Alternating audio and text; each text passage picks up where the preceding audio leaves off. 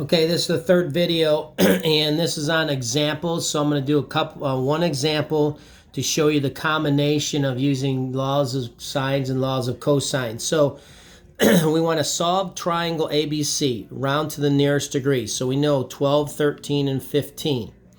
All right, since 13 squared plus 12 squared is not equal to 15 squared, this is not a right triangle. So you wouldn't use, sine, cosine, a tangent of a right triangle, hypotenuse, SOHCAHTOA.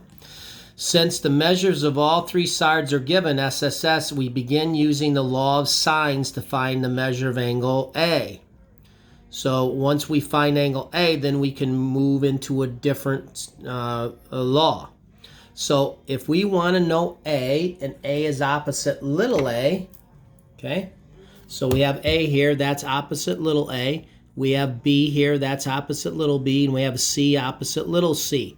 So if we want to find angle A, we got to use little a, and we state little a squared equals little b squared plus little c squared, the b and the c are on the inside, minus 2 times the bc times the cosine of angle A, because angle A goes with little a. So now from there we substitute values in that we know. We know little a, 15, we know little b, 12, and we know little c, 13. So that goes there and there and there. And then these two go here, and then big A is what we're trying to find. So then we do this part here, which is 313. This part here is 300 minus 312. So 225 is 15 squared. So 15 squared minus 313, because you subtract 313 from both sides, is negative 88. Then we're going to now divide by negative 312 right here. Then we're going to take the inverse cosine and get angle A is equal to 74. Now that we know that angle A here is 74, we can put that right there. And now we can use that and use the laws of sines. So let's say we want to find angle B, okay, in the second part. Well, angle B, once we know angle B, then we just subtract from 180 to angle C. So we know angle A is 74, so we can say the sine of 74 over A, 15.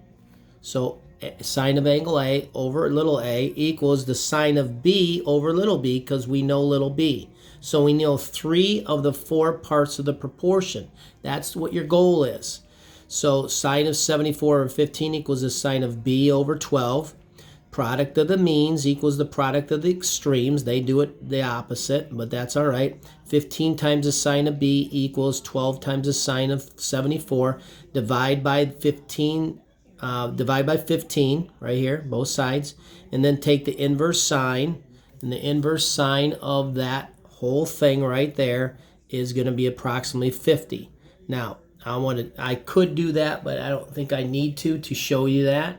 If I need to show you that, please let me know by emailing me or putting it on the question. So now you know that angle B is 50.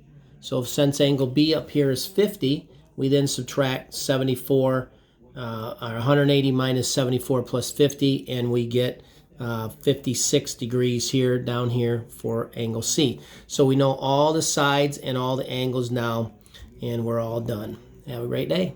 Last video.